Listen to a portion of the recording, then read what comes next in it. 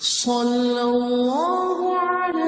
محمد صلی اللہ علیہ وسلم۔ اعوذ باللہ السمیع العلیم من الشیطان الرجیم، بسم اللہ الرحمن الرحیم، والصلاة والسلام علی رسولہ الکریم، اما بعد۔ باب ہم پڑھ رہے تھے پچھلی دفعہ فضل العمل فی ایام التشریق، ایام تشریق میں کون سا عمل بہترین ہے اور کون سا عمل بہت فضیلت والے ہیں جو بھی کیے جائیں گے۔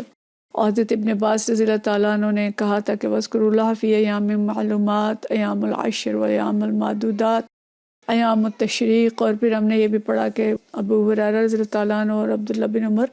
نکل جاتے تھے بازاروں کی طرف اور اونچی آواز میں تکبیرات کہا کرتے تھے اور لوگ ان کے پیچھے اونچی آواز میں تکبیر کہتے تھے۔ حدیث ہے 926، حضرت سعید بن جبیر رضی اللہ تعالیٰ عنہ سے روایت ہے، عن سعید بن جبیر رضی اللہ تعالیٰ عنہ عن ابن عباس، وہ حضرت ابن عباس سے بیان کرتے ہیں، عن النبی صلی اللہ علیہ وسلم انہ قال، نبی صلی اللہ علیہ وسلم نے فرمایا، مل عمل فی ایام العشر افضل من العمل فی ہذہ، کہ جو عمل ان 10 دنوں میں کیا جائے اس سے افضل کوئی عمل نہیں ہے۔ کون سے 10 دن؟ ایام معلومات جو ہم نے پیچھے پڑھا، ذی الحج کے پہلے 10 دن، یکم ذی الحج سے لے کے عید کے دن تک، 10 ذی الحج تک، تو جو عمل ان دنوں میں کیا جائے اس سے کوئی عمل افضل نہیں ہے۔ قالو، لوگوں نے پوچھا، ولل جہاد، کہ جہاد بھی؟ قالا، فرمایا، ہاں جہاد بھی نہیں، الا رجل، سوائے اس شخص کے، خرج یخاطر بنفسہ، جس نے اپنی جان کو اور بمالہ اور مال کو خطرے میں ڈالا، فلم یرجع بشیء، اور کوئی چیز واپس لے کر نہ پلٹا، یعنی وہ شہید بھی ہو گیا اور اس نے اپنا سارا مال بھی اللہ کے راستے میں خرچ کر دیا، جو کچھ وہ لے کے گیا تھا، وہ اس کا گاڑی تھی، اس کا گھوڑا تھا، اس کا اسلحہ تھا، سب کچھ جو ہے اللہ کے راستے میں انفاق کیا تھا، سب کچھ اس کا خرچ ہو گیا، اپنی جان بھی اللہ کے راستے میں لگایا، وہ تو افضل ہے، اور باقی کوئی چیز ان 10 دنوں کی عبادت سے زیادہ افضل نہیں ہے۔ تو یہاں یعنی باب جو تھا وہ ان ایام کی عبادت کے بارے میں، تکبیرات کے بارے میں۔ تو یہ دن ذی الحج کے ابتدائی 10 دن یہ بہت زیادہ فضیلت کے دن ہیں، اور اس کے ہر دن کی عبادت اور ہر رات کی عبادت کے بارے میں بھی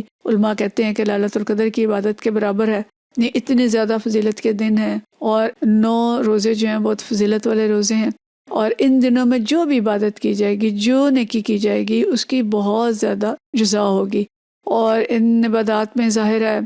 نمازیں ہیں، روزے ہیں، نوافل ہیں، صدقہ ہے، ذکر ہے،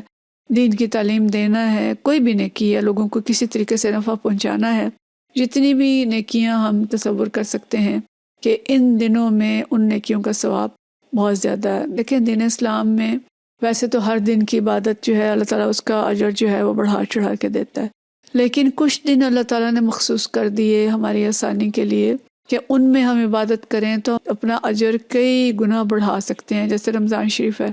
تو رمضان شریف میں کی گئی عبادت، پھر رمضان شریف میں آخری عشرے میں کی گئی عبادت، اور آخری عشرے میں سے پھر لیلۃ القدر کی عبادت، تو ان سب کی فضیلتیں جو ہیں اپنی اپنی جگہ بہت زیادہ ہیں۔ اسی طرح یہ ایام العشر جو ہیں، یہ 10 دن جو ہیں ذی الحج کے، ان کی عبادت کی بڑی فضیلت ہے۔ پھر ہم اس میں بھی جو یوم عرفہ کا روزہ ہے، 9 ذی الحج کا روزہ ہے، اس کی فضیلت باقی عبادات سے، باقی روزوں سے زیادہ ہے۔ انہی دنوں میں پھر حج آ جاتا ہے، تو حج کی فضیلت جو ہے وہ بہت زیادہ ہے۔ تو اسی طرح سے ہم دیکھتے ہیں کہ جو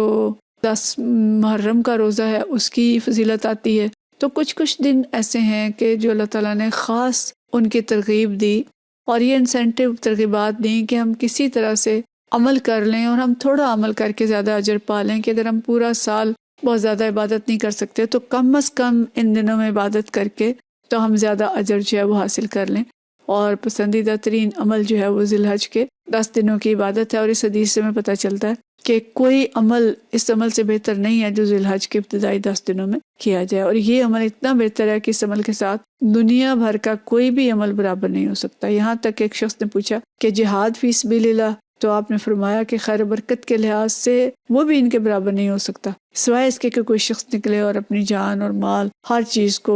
داؤ پہ لگا دے اور شہید ہو کے واپس آئے، تو اس کا اجر زیادہ ہوگا۔ تو مقصد یہ ہے کہ ان 10 دنوں میں زیادہ سے زیادہ عبادت کی جائے، اور بد نصیبی سے امت جو ہے اس کے چند لوگ ہیں کہ جنہیں اب یہ 10 دن جو ہیں وہ یاد ہوں کہ ان 10 دنوں میں خصوصی عبادات کا اہتمام کرنا ہے، اکثریت جو ہے وہ اس سے غافل ہے، اس کے روزوں سے بھی، اس کی عبادات سے بھی، اس کی فضیلت سے بھی۔ تو ہمیں علم حاصل کرنا چاہیے تاکہ ہم ایسی چیزوں سے واقف ہو سکیں اور اپنے اعمال، اپنی نیکیوں، اپنے ثواب میں اضافہ کر سکیں، اور بڑی آسانی سے یہ اعمال کیے جا سکتے ہیں۔ تو ان اعمال کے ذریعے اللہ کا قرب جو ہے وہ حاصل کریں، اور ابتدائی 10 دن یا ایام تشریق جو عید کے بعد کے 3 دن ہیں ان میں زیادہ سے زیادہ عبادت کر کے اللہ کا قرب حاصل کیا جائے۔ اگلا باب ہے التکبیر ایام منن و اذا غدا الی عرفہ، کہ منا میں یا جب عرفہ کی طرف جائیں تو اس میں تکبیرات کہنا۔ اور منا کے دن تو وہی ہیں ایام تشریق، جب ہم حج کے بعد واپس آتے ہیں، ایک دن پہلے بھی منا کے اندر ہوتا ہے، اور پھر جب عرفہ کی طرف جاتے ہیں تو وہ بھی تکبیرات کہنا۔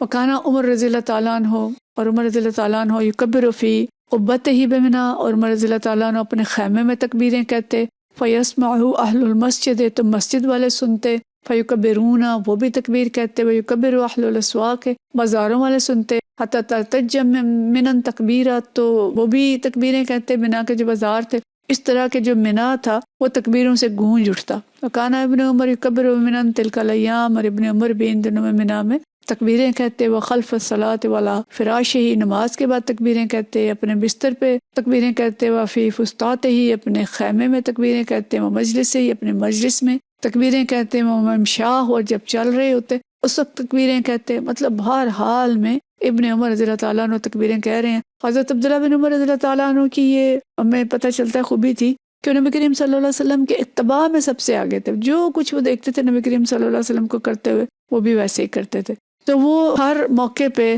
بیٹھے ہیں، لیٹے ہیں، بازار میں ہیں، مسجد میں ہیں، خیمے میں ہیں، مجلس میں ہیں، چل رہے ہیں، ہر جگہ وہ تکبیریں کہہ رہے ہیں۔ تلک الایام الجمیع، اور پورے جو دن تھے منا کے ان میں وہ ہر حال میں تکبیریں کہتے رہتے۔ وکانت میمونہ تکبر یوم النحر، اور حضرت میمونہ رضی اللہ تعالیٰ عنہا ام المؤمنین جو تھیں وہ بھی قربانی کے دن تکبیریں کہتی۔ وکان النساء یکبرن خلف عبان بن عثمان و عمر بن عبدالعزیز، اور خواتین بھی تکبیریں کہتی عبان بن عثمان اور عمر بن عبدالعزیز کے پیچھے، لیالی تشریق، جو تشریق کی راتیں ہوتی تھیں تشریق کے دنوں میں، مع الرجال فی المسجد، مسجد کے اندر، یعنی یہ خواتین جو تھیں یہ بھی مردوں کے پیچھے، خاص طور پہ عبان بن سعید، عمر بن عبدالعزیز کا نام آیا کہ ان کے پیچھے مسجدوں میں مردوں کے ساتھ تکبیریں کہتی، تو عورتیں ہیں ان کو بھی اس بات کی اجازت ہے۔ تو منا کے ایام میں تکبیریں کہنا مستحب ہے، جیسے ہم پیچھے پڑھ چکے ہیں، یہ ایام میں معدودات ہیں، اور چلتے پھرتے مجلس میں، خیمے میں، جس جگہ بھی ہیں اس وقت تکبیریں کہی جائیں، اور لوگ ایسا کرتے تھے، اور عبداللہ بن عمر رضی اللہ تعالیٰ عنہ بھی ایسے کرتے تھے۔ اور عمر رضی اللہ تعالیٰ عنہ کو ہم پڑھتے ہیں کہ ان کا خیمہ منا میں ہوتا تھا، وہ تکبیریں کہتے تھے، اور مسجد خیف میں جو لوگ نماز پڑھتے تھے وہ عمر کی آواز سن لیتے تھے اور وہ بھی تکبیریں کہتے تھے۔ اور منا کے بازار میں چلتے پھرتے لوگ تکبیریں کہتے، یہاں تک کہ منا کی پہاڑیاں جو تھیں وہ تکبیرات سے گونج اٹھتی تھیں۔ تو کیا منظر ہوگا یہ بھی کہ ہر طرف جو ہے وہ تکبیریں ہی تکبیریں ہیں، حج کے دن ہیں اور ہر طرف اللہ کا ذکر ہو رہا ہے،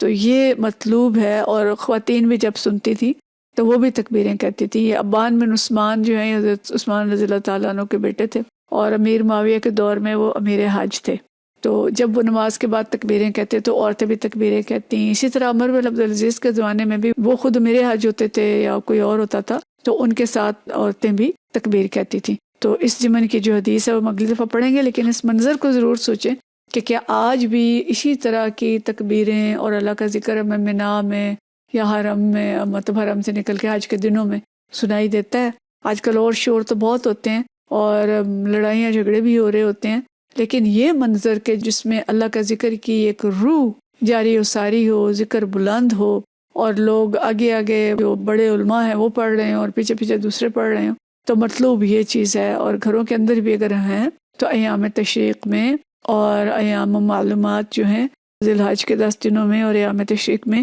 زیادہ سے زیادہ تکبیرات کہی جائیں اور زیادہ سے زیادہ اللہ کا ذکر کیا جائے۔ وآخر دعوانا ان الحمد للہ رب العالمین۔